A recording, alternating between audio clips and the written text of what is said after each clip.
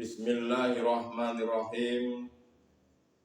Assalamualaikum warahmatullahi wabarakatuh. Alhamdulillahirabbil alamin. Wa bihi nasta'inu ala umurid dunya waddin. Wassalatu wassalamu ala asrofil anbiya wal mursalin wa ala alihi wa sahbihi ajmain. Rabbi shrahli sadri wa yassirli amri wa hlul 'uqdatam min lisani yafqahu qawli. Shadaqallahul adzim. Amma ba'du. Saudara-saudariku dimanapun Anda berada, pada kesempatan kali ini seperti biasanya kami akan menyampaikan sebuah bimbingan kerohanian, bimbingan keluhuran budi dengan menyampaikan sebuah judul mengabdi pada Allah, mengabdi pada Tuhan yang Maha Esa. Semoga pada kesempatan kali ini semua saudara-saudaraku, baik yang melihat secara langsung ataupun hanya mendengarkan, dalam keadaan sehat jasmani dan juga sehat rohaninya. Saudara-saudariku dimanapun Anda berada, manusia ini, kebanyakan manusia ini talinya itu pada putus. Talinya kepada Allah Subhanahu wa Ta'ala pada putus atau pada terlepas. Akhirnya tidak bisa mengabdi kepada Tuhan itu yang sebenar-benarnya. Kenapa kok terjadi terputus itu? Kenapa kok terjadi putusnya tali Allah itu? Karena disebabkan oleh hati yang telah keracunan dalam bentuk keracunan syahwatun dunia. Sehingga hati manusia ini, sehingga hati saudara-saudara kita menjadi budaknya hawa nafsu, menjadi budaknya iblis, bukan budaknya Allah Subhanahu wa Ta'ala. Dan letaknya hati tersebut posisinya ada di takholi. Apa sih takholi itu? Takholi itu adalah merupakan sebuah pengakuan hati ini terhadap makhluknya. Pengakuan hati bahwa makhluk inilah yang bisa segala-galanya. Itulah posisi hati takholi. Tidak ada terlintas sedikit pun dalam hati mereka, dalam hati saudara-saudara kita, di situ adanya perannya Allah Subhanahu wa Ta'ala, itu tidak ada sama sekali. Itulah yang namanya takholi. Berhubung kebanyakan saudara-saudara kita, berhubung kebanyakan manusia ini hatinya sudah banyak racunnya, yang kami maksud adalah racunnya syahwatun dunia, maka pada kesempatan kali ini kami menyampaikan sebuah obat atau mendatangkan sebuah obat. Dan Allah Subhanahu wa Ta'ala itu mendatangkan obat untuk menyingkirkan hawa nafsu, menyingkirkan racun-racunnya hati tersebut. Tetapi perlu diketahui bahwasanya hal ini tidak ada paksaan. Barang siapa yang mengingkari hawa nafsu, barang siapa manusia yang mengingkari iblis dan kembali pada Allah, hati ini mau kembali kepada Allah, maka orang tersebut dikatakan menjaga talinya Allah Subhanahu wa ta'ala. Dan barang siapa yang selalu menjaga talinya Allah dengan cara selalu berzikir, maka hatinya dikatakan betul-betul mengabdi pada Allah, betul-betul mengabdi kepada Tuhan, dan bukan mengabdi kepada hawa nafsu. Lalu apa zikirnya? Zikirnya itu tidak cukup dengan zikir jahri la ilaha illallah saja bagi orang yang Islam, bagi saudara-saudaraku yang muslim, tetapi melantunkan zikir sirul asror, merasakan, melihat, serta menyatakan bahwa di dalam dirinya yang menguasai dirinya hanyalah Sang Maha Hidup, yaitu yang memiliki nama Allah.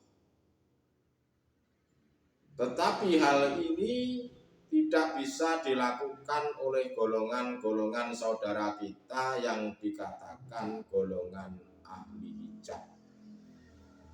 Karena yang namanya memang ahli hijab itu hatinya ada dinding yang sangat tebal, yang tidak bisa melihat nyatanya Allah, yang tidak bisa melihat adanya hidup di dalam dirinya ataupun di luar dirinya. Walaupun kita ini dikatakan ustadz, walaupun dikatakan tingkat 2 ataupun tingkat 3 dan seterusnya, walaupun dikatakan Pak Yai, tetapi manakala hatinya masih ada dinding tebal, tidak akan mungkin bisa melihat hidup itu, tidak bisa connect terhadap Allah Subhanahu wa ta'ala. Buktinya apa? Ahli hijab itu dikatakan mengabdi kepada hawa nafsu, itu buktinya apa? Buktinya adalah mereka selalu saling salah menyalahkan orang lain.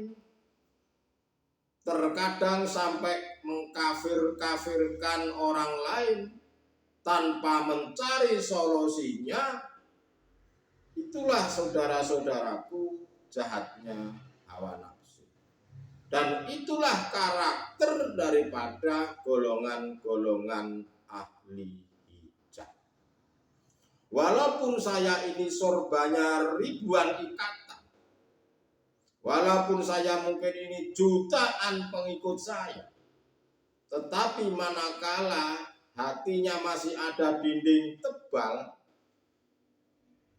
masih mengaku-ngakui bahwa saya ini makhluk yang bisa mengaji, yang bisa hafal hadis, yang ahli kitab, dan lain-lain sebagainya, maka itulah golongan-golongan ahli hijab dan masih mengikuti langkah-langkahnya hawa nafsu.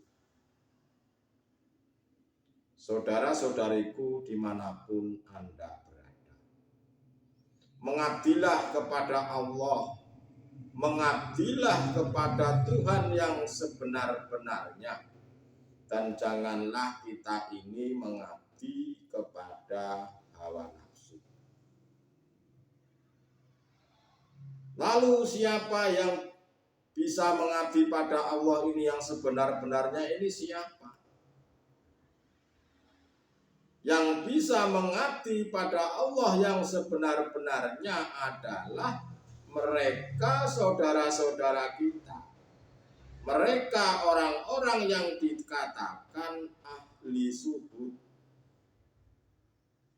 Orang-orang yang dikatakan para kekasih-kekasihnya Allah. Walaupun Anda ini tahu ilmunya, faham ilmunya, mengerti ilmunya tentang hakikat menuju makrifat, jika tanpa dilakukan dalam bentuk suhud atau dalam bentuk kholwat, meditasi, kesah, dan lain-lain sebagainya, maka ilmu itu tidak akan pernah ada gunanya. Untuk bisa ada gunanya, untuk bisa bermanfaat, ya harus dilakukan atau dipraktekkan. Perlu diketahui bahwasanya ada orang itu tahu ilmunya tentang hakikat menuju makrifat, tetapi mereka itu tidak mau mempraktekannya. Tujuannya apa mereka ini tidak mau mempraktekannya? Tujuannya di situ ada tendensi hawa nafsu. Tujuannya ada tendensi-tendensi tentang urusan-urusan duniawiyah. Tujuannya yang paling ngeri adalah menjual ayat-ayatnya agar dirinya makhluk itu dianggap manusia yang lain, dianggapnya biar mereka itu ahli makrifat. Walaupun dia dikatakan ahli makrifat terhadap orang lain, tetapi di mata Allah itu termasuk orang-orang yang dilaknat oleh Tuhan. Untuk itu saudara-saudaraku, jika Anda yang sudah paham, mengerti ilmunya tentang hakikat menuju makrifat, ya harus dipraktekkan, diamalkan, ditularkan. Karena disitulah jika tidak ditularkan, tidak dipraktekkan, paling minimal seminimal mungkin hanya untuk diri sendiri, harus dipraktekkan. Manakala tidak dipraktekkan dan mereka hanya pandai bicara, pandai ngomong tentang filsafat-filsafat, tentang hakikat menuju marifat, itulah yang dikatakan adalah orang-orang fasik, yang dikatakan menjual ayat-ayatnya Allah. Dan hal itu dilaknat oleh Allah. Kita harus mau mempraktekkan, harus mau mengamalkan minimal untuk diri sendiri atau mungkin untuk keluarga dekatnya. Itu pun kalau mau. Kalau tidak mau, ya pakai sendiri. Karena akibat dan dampaknya itu kita sendirilah yang merasakan. Saudara-saudariku dimanapun Anda berada, tanda-tandanya orang yang selalu mengabdi kepada Allah itu adalah mereka yang hatinya selalu disibukkan untuk berbicara pada Allah. Hatinya selalu digunakan untuk selalu berzikir pada Allah. Zikir apa ya? Zikir sirul asrar. Karena zikir sirul asrar itu adalah kunci pembukanya hati kita.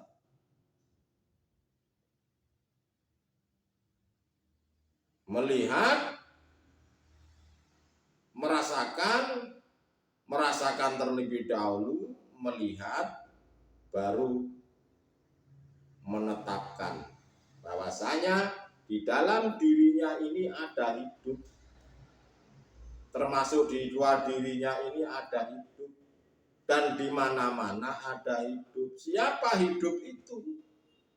Ya hidup itulah kalau di dalam agama Islam yang memiliki nama Allah. Sekarang tergantung kita. Oleh Allah Subhanahu wa Ta'ala itu mau ditaruh di makom mana? Mau makom fana, mau makom kamil, ataupun makom bako. Terserah, tergantung Allah Subhanahu wa Ta'ala meletakkan waridnya di dalam para kekasih-kekasihnya. Itulah saudara-saudaraku tentang tema tadi di atas, yaitu mengabdi pada Allah. Selalu sibukkanlah hatimu, selalu berzikirlah hatimu, sambungkanlah hatimu terhadap Allah. Walaupun di dalam keadaan apapun, situasi apapun, kondisi apapun, entah Anda bekerja, entah Anda menghadapi apapun, dalam keadaan berdiri, dalam keadaan duduk, atau dalam keadaan berbaring, gunakanlah hatimu selalu berzikir pada Allah, selalu berbicara pada Allah. Itulah saudara-saudaraku yang dikatakan hamba-hamba yang mengabdi pada Allah dan bukan mengabdi pada hawa nafsu. Itulah saudara-saudaraku, pada kesempatan kali ini walaupun sedikit, semoga bermanfaat. Terima kasih. Akhirul kalam, usikum nafsi bitaqwallah. Wassalamualaikum warahmatullahi wabarakatuh.